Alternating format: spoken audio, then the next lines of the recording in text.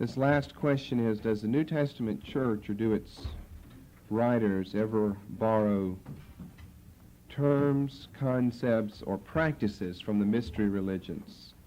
It's a question of similarity, alleged similarity on our outline, or we've also called it borrowing, the question of borrowing.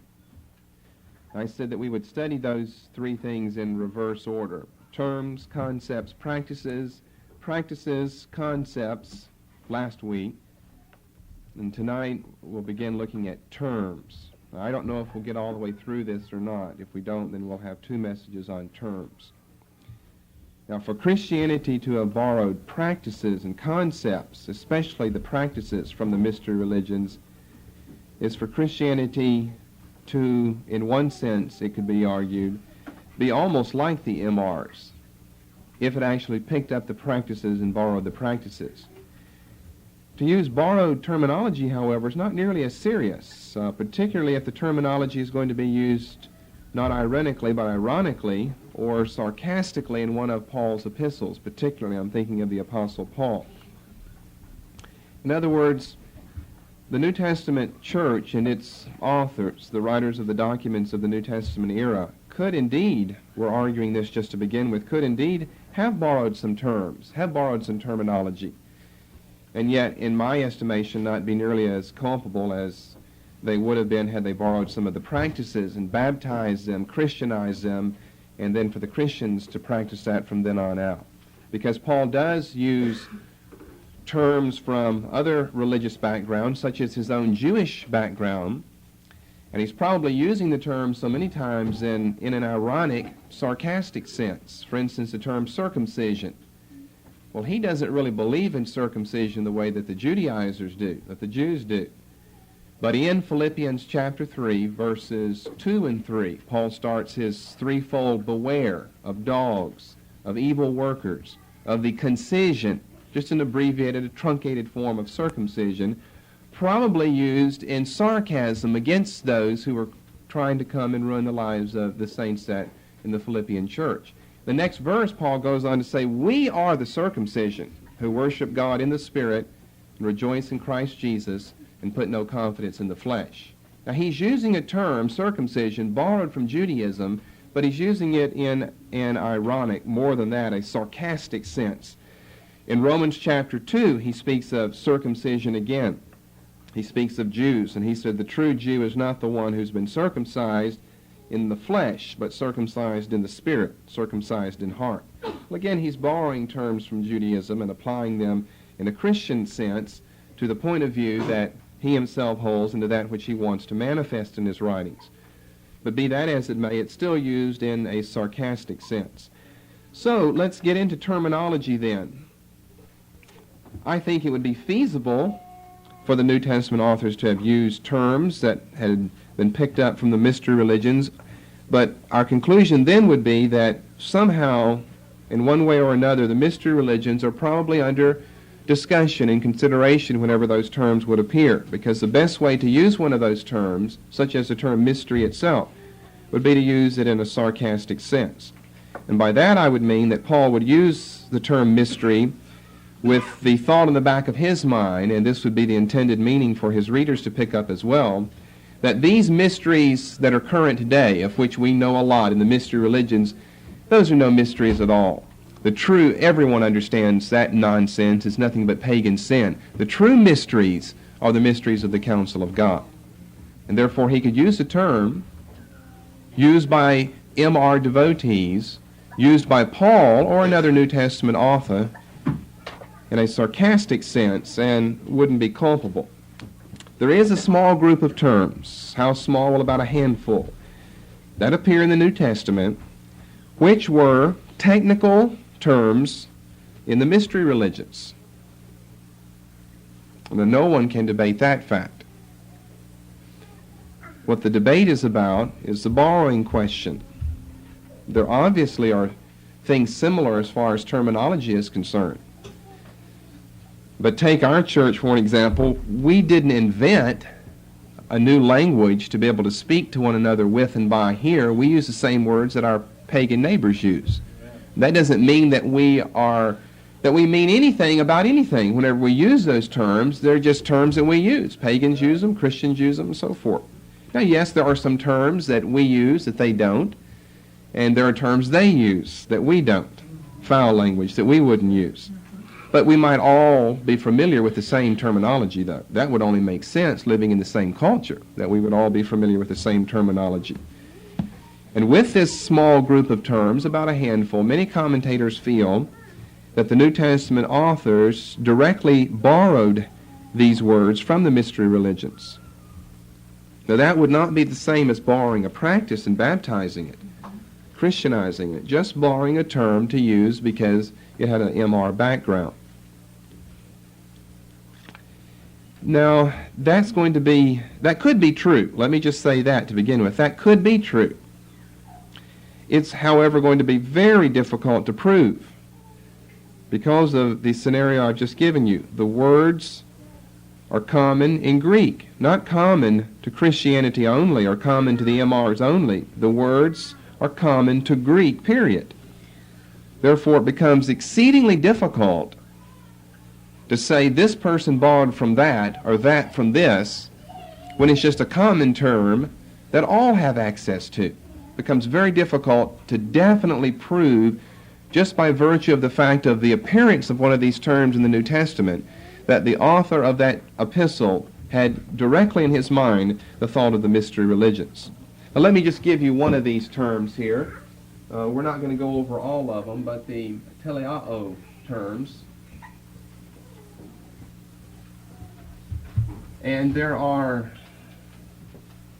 several terms that fit under this. Well, I don't need to go into all of those, I don't suppose. I guess we could give you some of these. Another one. They're all the same because they all come from the same group. The teleos terms and so forth that appear several times in the New Testament. They appear under different forms than what I've just given you here. But the teleao terms. Now, there are several words in this group. They have meanings like whole, W-H-O-L-E, complete, perfect, mature. Meanings like that. Maturity, completeness, wholeness, adulthood, things of that nature. Paul uses words from this group in 6 places in his writings, in 4 epistles, 1 Corinthians, Ephesians, Philippians, and Colossians. The first and the last of those holding 2 each of the 6 references. In 1 Corinthians, he uses it in chapter 2 and verse 6, and then in chapter 14 and verse 20. Ephesians 4:13, Philippians 3:15, and then twice in Colossians 1:28 and 4:12.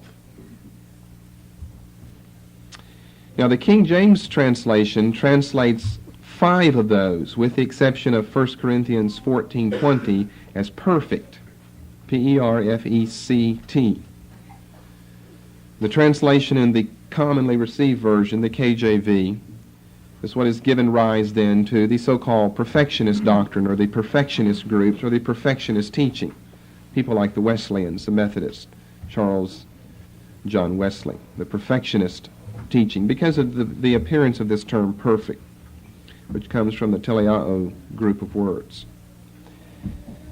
In 1 Corinthians 14:20, I believe that the King James translates it as men, M-E-N.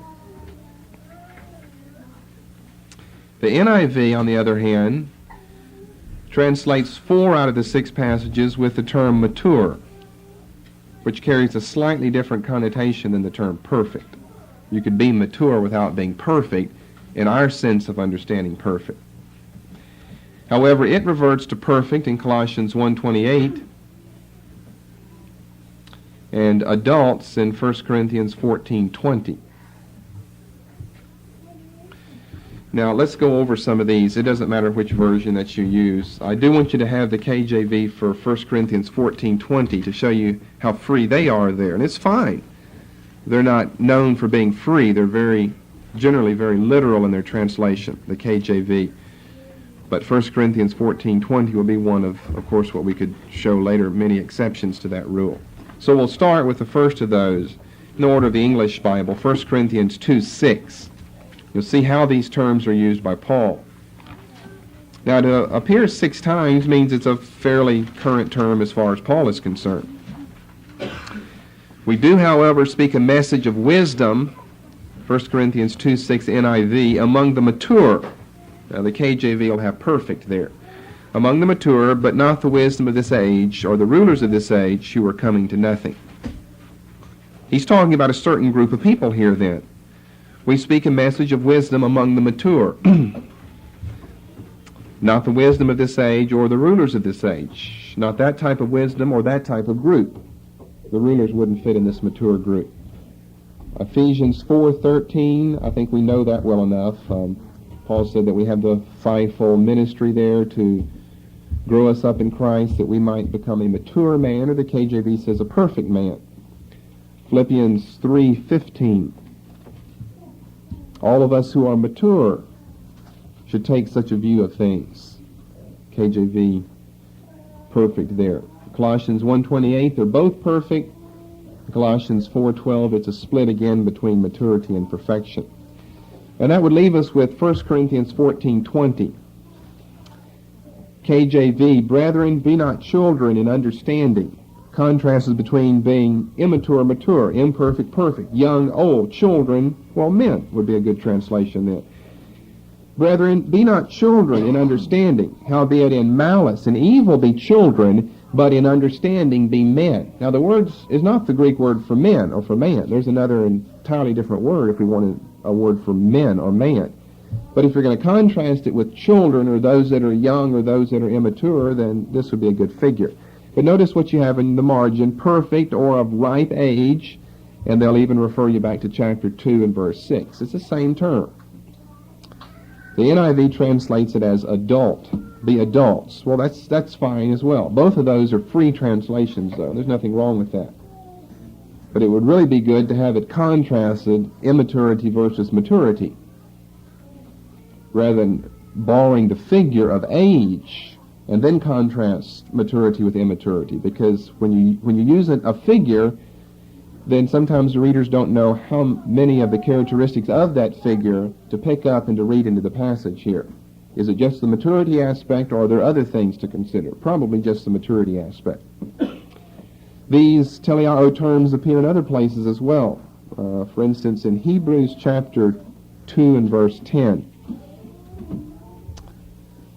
One writer states, with a teleao term here, a well-known, recently published commentary, that this was a technical verb used in the mystery religions for sacred consecration on Hebrews 2:10. Bringing many sons to glory, it was fitting that God, for whom and through whom everything exists, should make the author of their salvation perfect. Now we're back to our perfect term. The KJV will have the same. Perfect. Should make the author of their salvation perfect through suffering. One writer says that this was a technical verb used in the mystery religions for consecrate. For consecrate, the verb consecrate. And that's true. This was a technical term.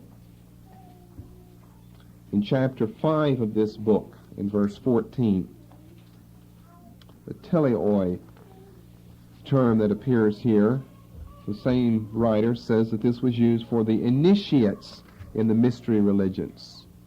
Solid food is for the mature, the initiates, who by constant use have trained themselves to distinguish good from evil.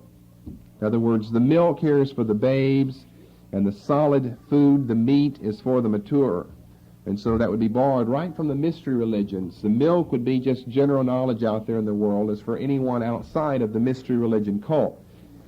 And our revelation of the secret knowledge we have here, that would only be reserved for these who are mature. It's a technical term used for the initiates.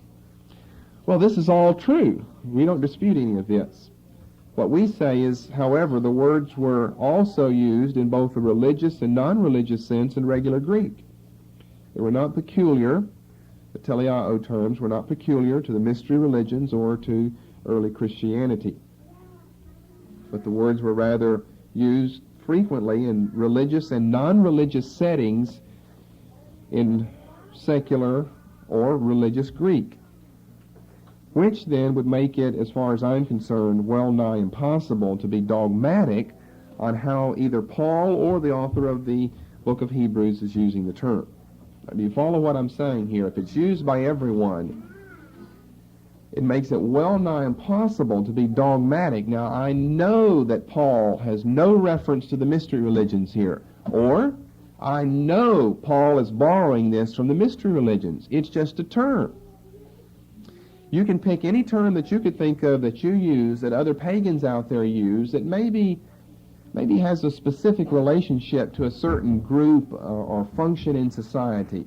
But you may use that term because it's just common without any thought at all for that function or that group in society.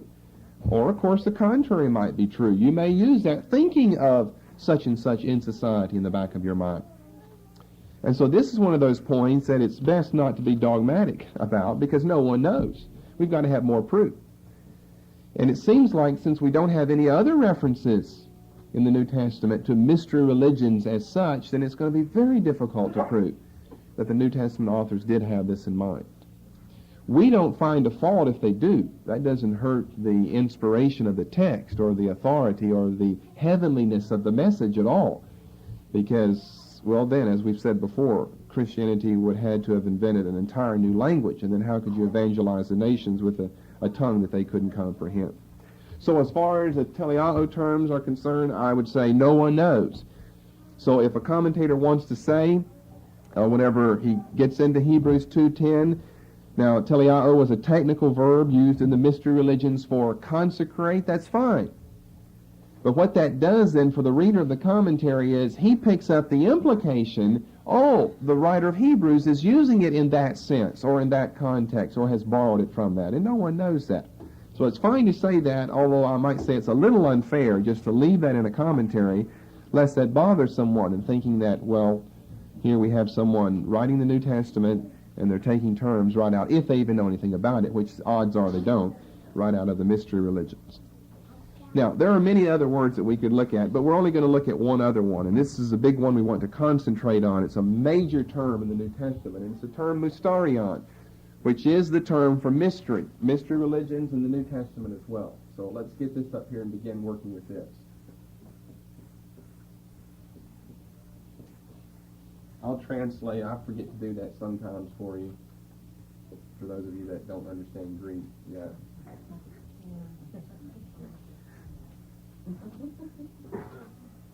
There we go. Mystereion. Upsilons are used, but they're generally transliterated as Y's. Why, I don't know. It'd be best. It's a U, so you ought to transliterate it as a U, but you generally find it as a Y. The second letter, the upsilon. Okay, Mysterion. This is a term that's caused all of the discussion that made both last week's and this week's and possibly next week's teachings necessary. So this, if you can't already tell from my little short introduction, this is that to which we've been headed all along. This term, Mysterion. Without it, we may have just kind of skipped over alleged similarities and maybe even practices and concepts. We might have just skipped over all of that. It's this term that engenders all of the debate and all of the discussion of the relationship between Christianity and the mystery religions. Remember, their very name is Mysterion religions, the mystery religions. It's their very name. And it also happens to be a favorite term in the Pauline corpus of the New Testament documents. Now, an aside. A study of the concept of Mysterion properly belongs to New Testament theology. So I'm only going to underscore some of the highlights, the pertinent material regarding this very significant Pauline term, Mysterion.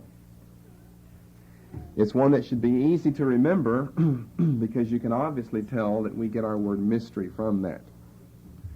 M-U or M-Y-S-T long E-R-I-O-N, Mysterion. I would like to get into this in more detail. You could whole books just on this term, just on this concept from Paul's writing. So that's why it's a crucial, critical term in New Testament theology. Paul, I'll make it stronger than that. Paul's whole gospel is based around this term right here. Now that makes it just about as strong as I can make it.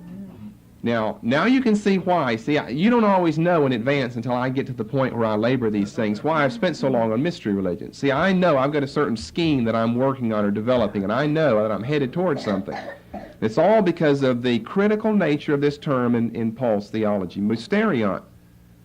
Almost 30 times you're going to find this in the New Testament, and the vast majority of those from the pen of the Apostle Paul. And I would say that his whole understanding of the gospel of Jesus Christ revolves around this term, Mysterion. So with the aside of stating that it properly belongs in New Testament theology, I will apologize that I'm not going to go into a lot of detail about it. But we will give you all the passages, and I'll try to give you maybe an elongated definition of the term, but I'm sure I will want to qualify and have a lot more to say about this at some other time. But at least what we will say will be right. We won't have to subtract anything later. We'll just have to add to this, because it's just like a blossom on a flower opening up. There's so much that could be said about this term. Well, let's start with just the bare Greek word itself. It occurs chiefly in its plural form,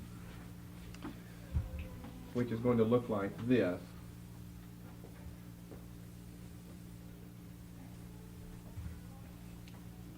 Just add an A here. Ta mysteria. It occurs chiefly in its plural form, ta mysteria, in non-biblical Greek, ranging from 700 BC to AD 400. So it's a term that's on the scene for a long time in the Greek language. That's well over 1,000 years. Generally in its plural form, ta mysteria, T-A-M-Y-S-T-E-R-I-A. We get our English word, which is not an English word, but because it's not of English origin, but our English term, we get our English term mystery from Mysterion. However, an important note, it does not exactly parallel our English term mystery. In other words, the original Greek term had different connotations to it than that word which has now been derived from it, mystery, in the English language.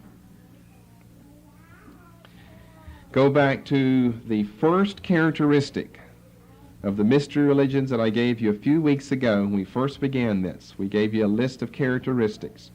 And I said that the first and obvious and chief characteristic seen in the term mystery would be secrecy involved in the mystery religions.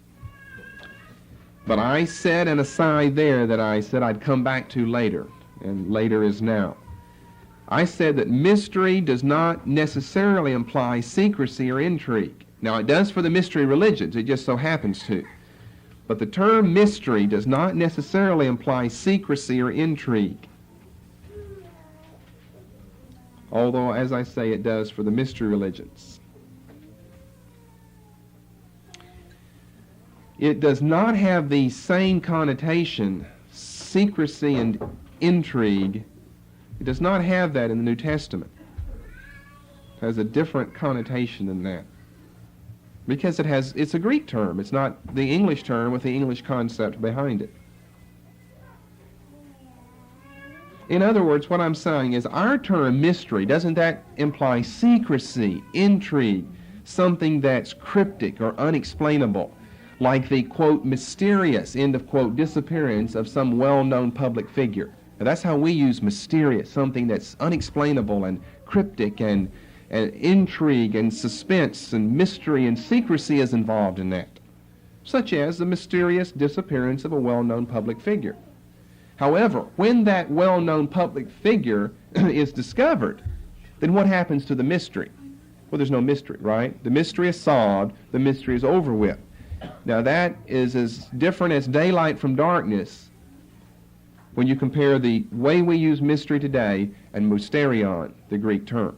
Now you have to know that that's crucial and critical in understanding what Paul means, why he uses this term mysterion so often in his writings.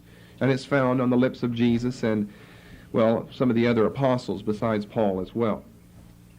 So we have to get this distinction in our mind in the first place, that our mystery, although it comes from mysterion, implies things, secrecy, intrigue, unexplainable nature and events of whatever, implies things that are not found in the original Greek term.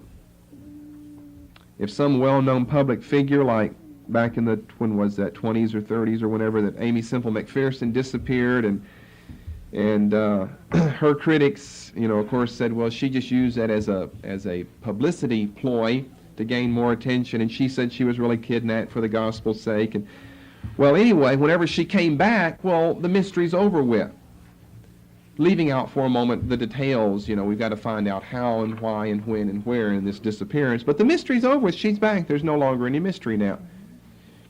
In mystery movies and detective novels, they're about mysteries, but then as you get to the end of it, the mystery is solved and the case is over.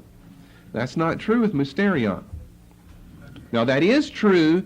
Mystery does imply secrecy and intrigue and unexplainable terms and concepts with regard to the mystery religions. They use mysterion, the term, and they add to it what ends up as our English connotation to it, although that was not found there in the original term.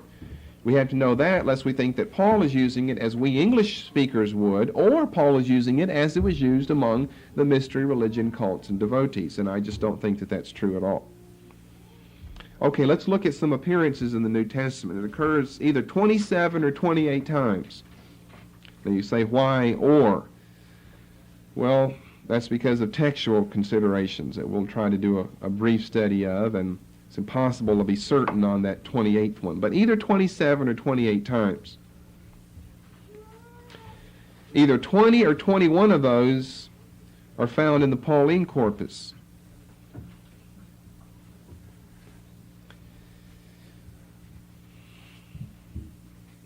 The leftover times are found in one of two places, either the parable chapter in the Synoptics or the book of Revelation. So although this covers many, many different books in the New Testament, almost as many books as there are in the New Testament, we're really only talking about three different places: Pauline corpus, the parable chapter of the Synoptics, and the book of Revelation. Now let me explain what I mean, working again in reverse order. It's found 4 times in Revelation. Chapter 1 and verse 20, chapter 10 and verse 7, and twice in chapter 17, verses 5 and 7, where it is Mysterion Babylon, mystery Babylon. Or is it just Mysterion, mystery, and then goes on with Babylon? Well, that's a debate as well that we won't get into. 4 times in Revelation.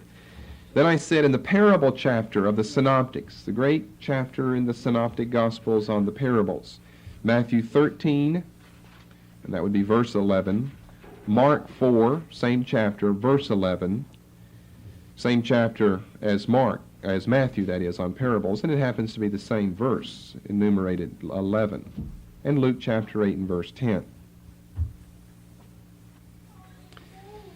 In Paul's writings, Ephesians and Colossians are the 2 books which use it the most in his specialized sense.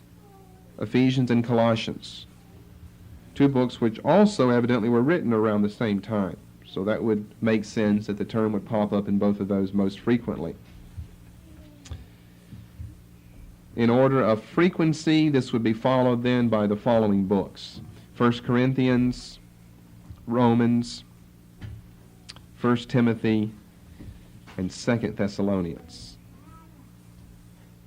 which covers the gamut of Paul's writing career, I might add. That goes through a number of years in Paul's writings. Now, do you have all of this down so far? I'll repeat any of that if you need me to. Let's move on. It's used in a surprisingly wide variety of contexts. Let me just list some things that are found in relation to Mysterion. And by the way, Paul happens to use it mostly in its singular form, not its plural form. Secular, non-biblical Greek, it appears most often in its plural form, not its singular, but Paul uses it in its singular form. Here's some of the subjects. The kingdom of God, where Mysterion is found nearby. Salvation, Jesus Christ. The gifts of prophecy and speaking in tongues. The appearance of the world's final deceiver, Antichrist. Just a surprising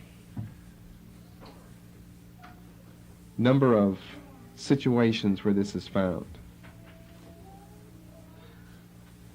It's found in relation to the office of the deacon in the church, of the incarnation, of theophanies of the apostles, and of the commercial or religious or political or a combination of those three, city of Babylon. For the continuation of this message, please turn the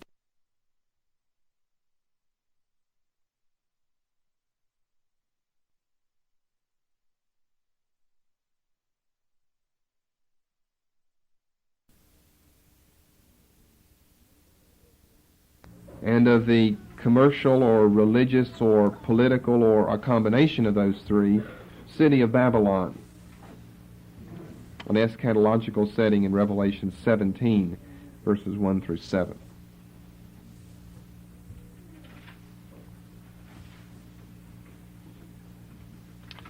Now, let me give you the text, and we'll try to start looking at some of these. Let me give you the text in the English order. Romans 11:25 would be the first time it appears in Paul's writings. Although we'd date, other epistles earlier than that, like 2 Thessalonians. But Romans 11:25 and 16:25. 1 Corinthians 2, and then if you want to put in parenthesis here, verse 1. That's the one that's debatable. But verse 7 is not debatable. 1 Corinthians 2:7. If one is genuine, then we have 28 appearances in the New Testament of Mysterion, 21 in Paul's writings. If it's spurious, we have that reduced by 1, 27 and 20. 1 Corinthians chapter 4 and verse 1, 13:2, 14:2, 15:51. Then watch these in Ephesians and Colossians. This is where I said it's found most often. Ephesians 1:9, chapter 3, verses 3, 4, and 9. 5:32, the husband and wife, Paul said, I speak a great mystery. Christ in the church, Mysterion. 6:19, Colossians 1:26 and 27, 2:2, and 4:3. 2 Thessalonians 2:7, and 1 Timothy, it's found twice with regard to deacons and the incarnation, verses 9 and 16. Chapter 3. 1 Timothy chapter 3, verses 9 and 16.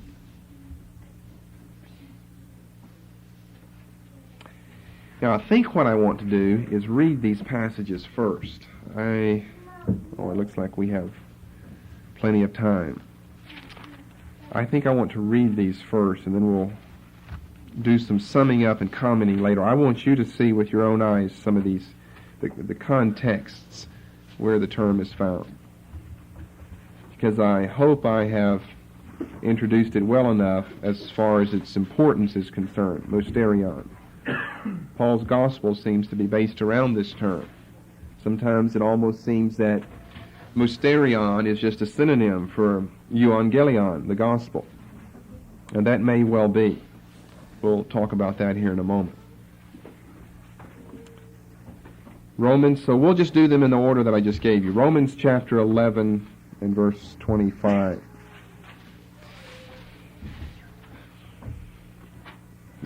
The three chapters 9 through 11 in Romans are an aside of God's dealings with the Jews and Gentiles. And so Paul says, I do not want you to be ignorant of this mystery, brothers, so that you may not be conceited. And here it seems like he tells us what the mystery is. He said, I don't want you to be ignorant of this mysterion. Israel has experienced a hardening in part until the full number of the Gentiles has come in.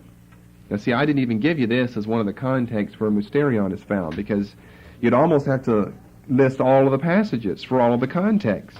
That's not completely true, but it does change very often. As it is written, the deliverer will come from Zion, he will turn godlessness away from Jacob, and this is my covenant with them when I take away their sins. Chapters 16 and 25. You just try to note as we go along here some of the terminology and what Paul is talking about here.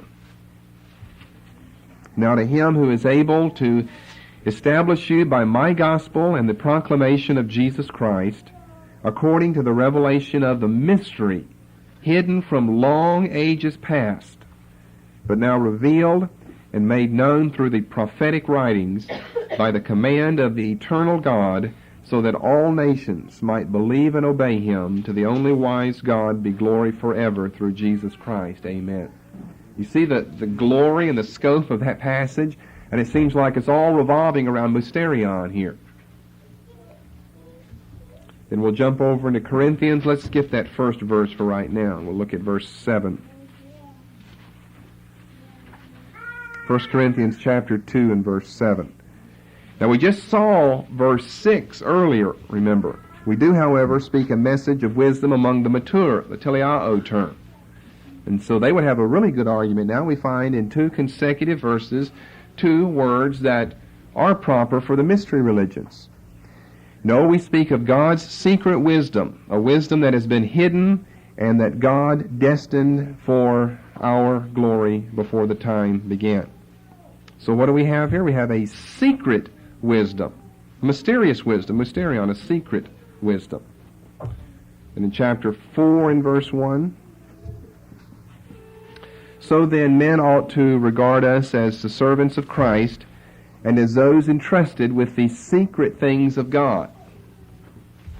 What does it...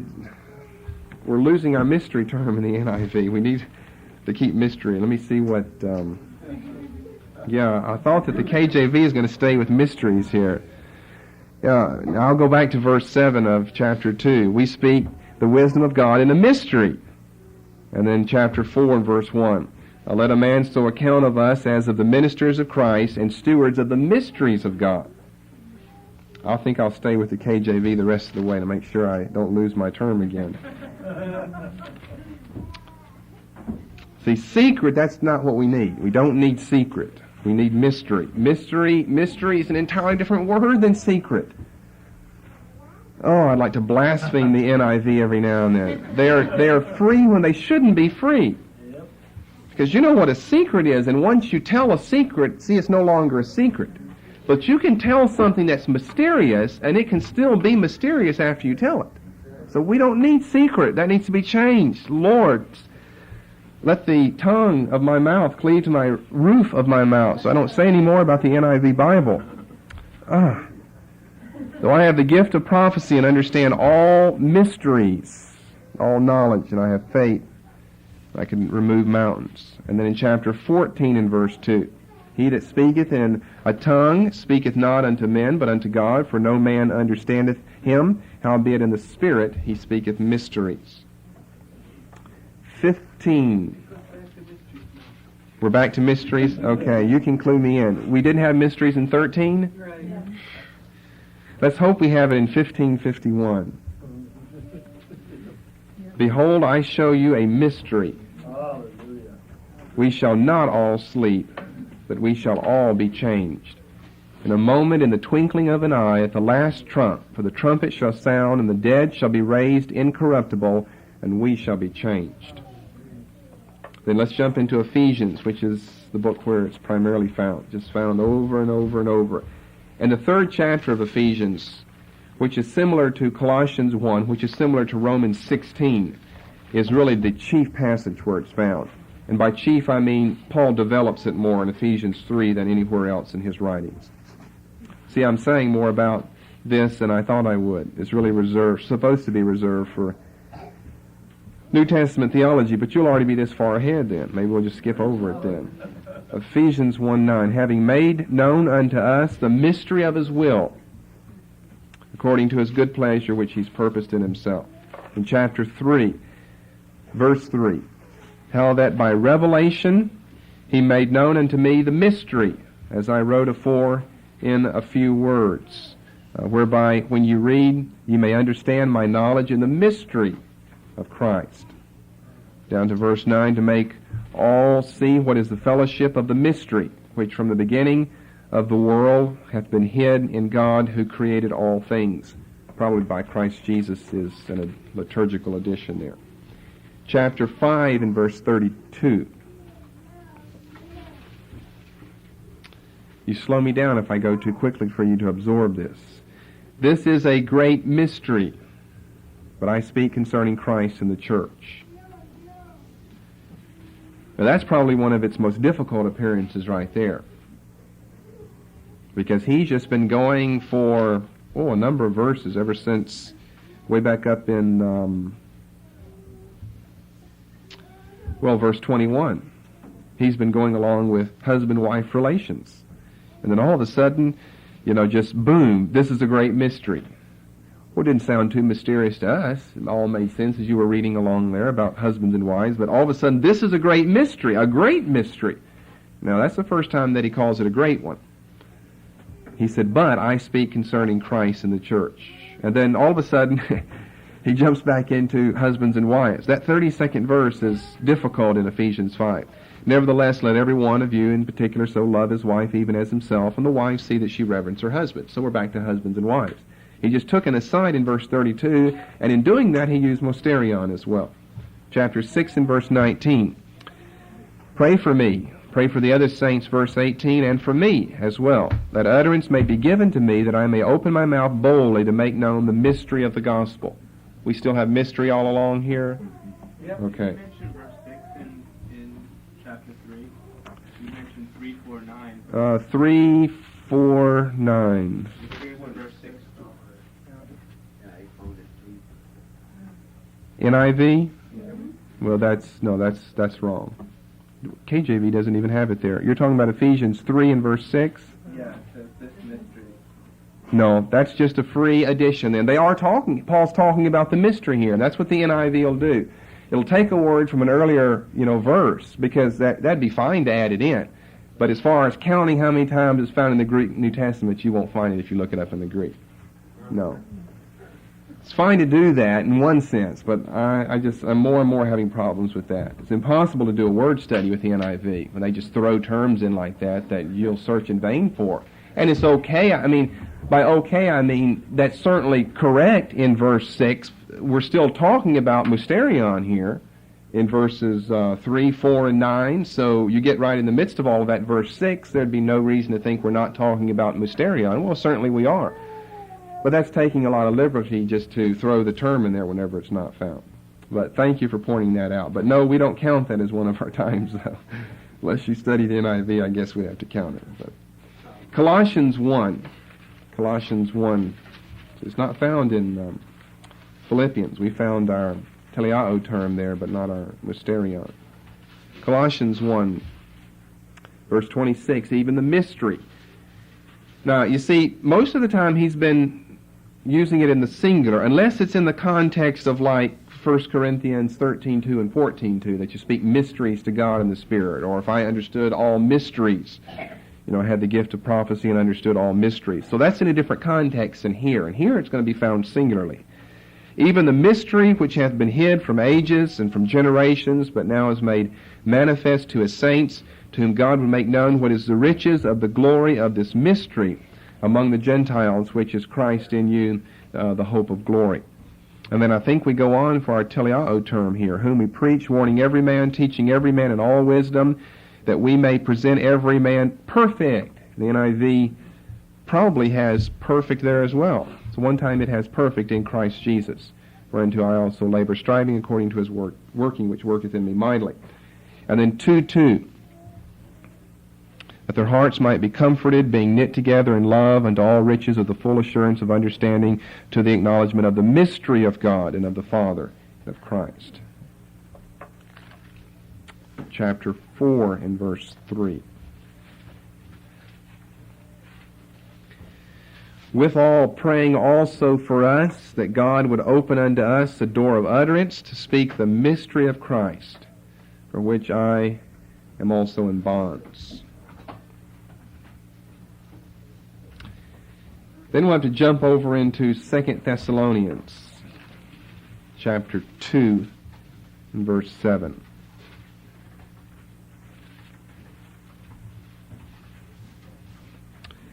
For the mystery of iniquity, and the Greek literally is lawlessness, not sin, but lawlessness, doth already work. The mystery of lawlessness in Paul's day doth already work. He's predicting a time of great lawlessness in verse 3. Except there come a falling away first, and that man of lawlessness, literally the Greek says, not sin, hamartia, but lawlessness, be revealed, the son of perdition. NIV back to secret there. In verse 7, they do have lawlessness. Do they have it in verse 3 as well? Well, give them a candy stick for that. 1 Timothy, chapter 3, and verse 9. Likewise must the deacons hold the mystery of the faith in a pure conscience.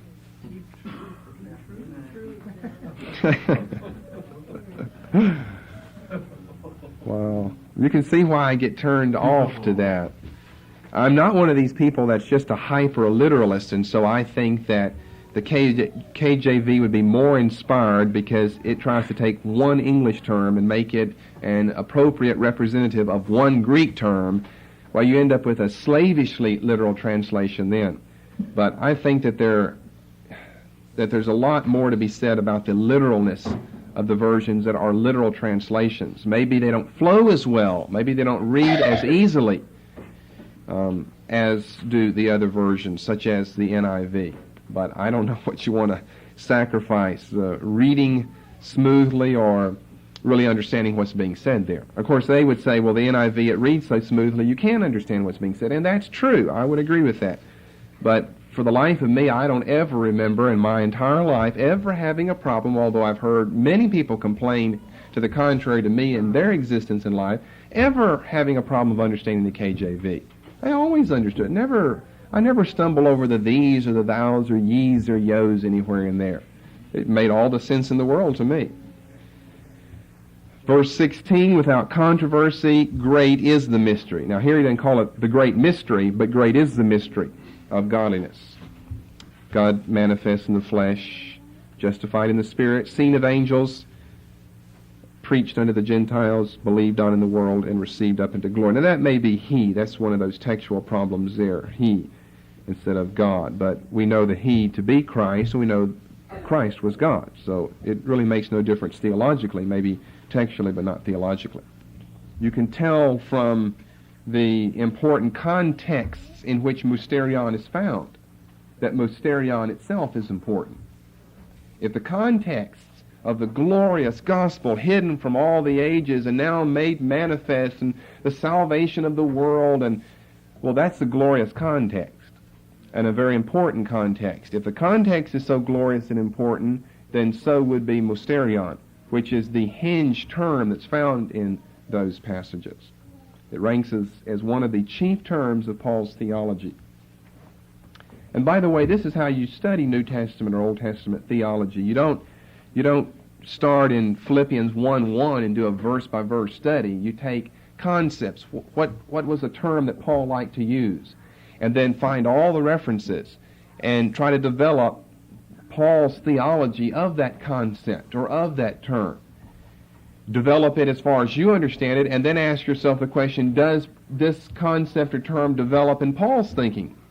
Or does it really remain constant the whole time? That is, it doesn't go from a seed, from a germ to the plant, but it's full grown the whole time. Paul doesn't develop in his understanding of it. Maybe we would develop in our understanding as we would go from epistle to epistle.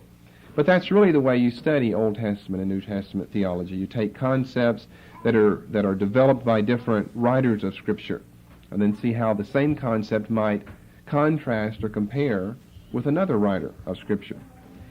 Now, at one time it was widely held that Paul employed Mysterion because he had been a part, or was currently a part, of a mystery religion. Now, that form of thinking was more common among the liberals. I think that would be easy to deduce. Who try to give Paul a deeply Hellenistic background. And therefore they say that Paul was deeply influenced by the mystery religions. And if you ask for their evidence is your term up here, Mysterion. Why would he use such a term 21 times? When he knows that he's living right during the era of the development, the spread of the mystery religions, unless he has had in his past life or currently is enjoying some relationship or deep influence by the mystery religions. And I say that they do that, the liberals generally are the ones who have done that. I can't think of a conservative off the top of my head who ever has made the claim that Paul came out of a mystery religion. I don't think that developing the Hellenistic background of the Apostle Paul is really that proper. I think the New Testament evidence seems to place more emphasis on his Jewish background, his Hebraic background, and not a Hellenistic background, which will be something we'll discuss in a lot of detail later in this class. For instance, I'll give you a few passages that I think will substantiate this claim, that the New Testament emphasizes his Jewish background, which was his background. They didn't pick one thing to emphasize and then sweep under the rug something else. But Paul's background was a Hebraic background. Now, he came from a Hellenistic city. He was not born in the land of Israel. He was born in the diaspora. But we know that he came to Jerusalem when he was in his early teens and stayed there for a long time. Galatians 1. Galatians 1, beginning with verse 13. "Ye have heard of my life in time past in the Jews' religion, how that beyond measure I persecuted the church of God and wasted it, and profited in the Jews' religion above many my equals in mine own nation, being more exceedingly zealous of the traditions of my fathers." You see, it's nothing but a Hebraic background there. Profited in the Jews' religion, mine own nation, traditions of my fathers. And then he had the gospel revealed to him. In Philippians 3, he develops this again, and it's found in other places as well. Philippians 3, verse 4 through, well, we'll stop with verse 5. "Though I might also have confidence in the flesh, if any other man thinketh that he hath whereof he might trust in the flesh, I more. Circumcised the 8th day of the stock of Israel, of the tribe of Benjamin, and Hebrew of the Hebrews, as touching the law, a Pharisee." And then he goes on into persecuting the church, which could have been done by a Hellene as well as a Hebrew. But he certainly develops in his own writings here, in his own autobiographical writings, his connection to the religion of the Jews. So let's come back to our term Mysterion. I might divide the settings of this term in the New Testament up into two different groups. The first group I would just entitle miscellaneous or general. Miscellaneous or general. And I would put these passages here. In other words, these are passages which probably, and some are in my mind more definite than others, which probably are not using Mysterion in the way that it's used generally by Paul, as well as the way it's going to be used over in the Synoptic Gospels when we get to those passages here in a moment. 1 Corinthians 13:2. Now we're going to have to go back to these and read these again so we'll see the context. I would place these, those 28 that I mentioned, I would place the following under the miscellaneous or general category. Though I have the gift of prophecy and understand all mysteries. Well, I don't think he's using it in a technical sense, according to New Testament theology. Now, what does the term mystery here mean then? It may just refer, perhaps, to future events. You know, because prophecy was not always predictive, but that was a very vital element, especially in the Old Testament ministry of the prophets. So we would think of prophecy as prediction and the future as being mysterious because it has not yet been approached by us. So perhaps mystery simply means future events there. 1 Corinthians 14:2. He that speaketh in a tongue speaketh not unto men, but unto God, speaking in tongues, for no man understands him. Rather, in the Spirit, he speaks mysteries. Well, mysteries would just mean something secret, private communication between an individual and his Lord, but not used like Romans 16 and 25, not used like that passage. So 1 Corinthians 14:22, private communication to God. Of things of which neither you nor I are privy to, but rather they're mysteries, they're something secret, private communication to God. Okay, let's look at some of those Revelation passages. Now, we haven't looked over there yet. Revelation 1:20. One place where this is found, Revelation 1:20. And I'm placing this under miscellaneous or general. John has just had a vision of Christ. And Jesus is interpreting the vision. John has seen 7 lampstands and Christ standing in the midst of the 7 lampstands. The mystery of the 7 stars which thou sawest in my right hand, the 7 golden lampstands. The 7 stars are the angels of the 7 churches. The 7 lampstands which thou sawest are the 7 churches. Well, I don't think mystery is used in any technical term here. It just means the symbolism. The mystery of the 7 stars, well, there's really not any mystery about them. He doesn't intend for us to, go into astrology or astronomy and try to prove something by the stars. It's just symbolism here. The stars represent something. The lampstands represent something. The former, the angels, the latter, the churches, over which the angels reside. So just symbolism of John's vision. In chapter 17 with Mysterion, verses 5 and 7, I'd place in a similar category as 120, symbolism. Upon her forehead was a name written, Mystery, Babylon the Great. Verse 7, Wherefore didst thou marvel? I will tell thee the mystery of the woman and of the beast that carrieth her, which hath the 7 heads and 10 horns. Symbolism is involved because figures are used to express spiritual truth here.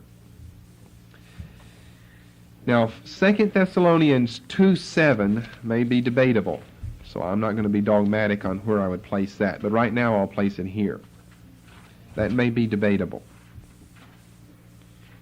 I think that it more properly fits here than in our second section that we'll be to after this text. The mystery of lawlessness doth already work. Now, you can't really agree or disagree with me why I'm placing these where I am until you find out why I place the others where I do. And then you'll see, now it seems like in our second category, all these words, all these times Mysterion is appearing, they all seem to carry with them the same meaning. And there's something that's very central and basic and something that's very elevated and exalted as well. That it's just not found with speaking in tongues. It's not the same mystery, the same message, the same idea as Romans 16:25. It's just that private communication to God. Now, the only reason I hedge on this a little bit is because it does refer to an eschatological setting, and we are going to find an eschatological setting with some of these other passages. But I still think that it's used too specifically here. It's used too specifically, although I call it a miscellaneous general passage. It's not used in the technical sense as it appears that the term is going to be used elsewhere in the New Testament. So anyway, you may want to put a note that's debatable. Now let's then come to our second and our important group of references. These would be the technical usages. Our miscellaneous ones and then our technical ones. All the other texts seem to fit here. But since I ended the first group with a debatable text, let me begin this group with a debatable one as well. I think there are two that are debatable. 2 Thessalonians 2:7 is debatable, but it seems like 60-40 as far as percent is concerned. It may ought to go with the first group. Revelation 10:7 is questionable, but it may also be 60-40, but 60 on this side now, and we'll put it with this group. So let's look at Revelation 10:7, and we'll just jump by it, because it gets into symbolism, and it is an eschatological setting, but it's difficult to interpret. And it just doesn't read exactly like the other passages where Mysterion is found. In the days of the voice of the seventh angel, when he shall begin to sound, the mystery of God should be finished, as he hath declared to his servants the prophets. The mystery of God should be finished. Now, I put it in this group because that is similar to Paul, in that Paul talked about the mystery of God or the mystery of Christ. So this isn't just mystery of future events, 1 Corinthians 13:2, or private communication to God in the Spirit, 1 Corinthians 14:2, but it's something relating to God and his plan for the earth and for man. So it does seem to fit here, but it's questionable. The basic meaning of Mysterion, here's what you've been waiting for. In the Pauline use of the term, and it will also carry over, evidently, into those synoptic passages, and it may stretch as far as Revelation 10:7, would be something like this. Well, I need to give some more hype to introduce it. I shouldn't just, drop a bombshell and go right into it. You sang a song tonight about, what was it? Praise God, I've been delivered, something about delivered. I forget how it goes when I'm teaching. I can't sing and think and teach at the same time. But as soon as you started that, and I was meditating on the message, the thought went through my mind, now we're singing that, but do we really realize what a deliverance this is? That we have been eternally delivered from Satan and from the world. This message will be continued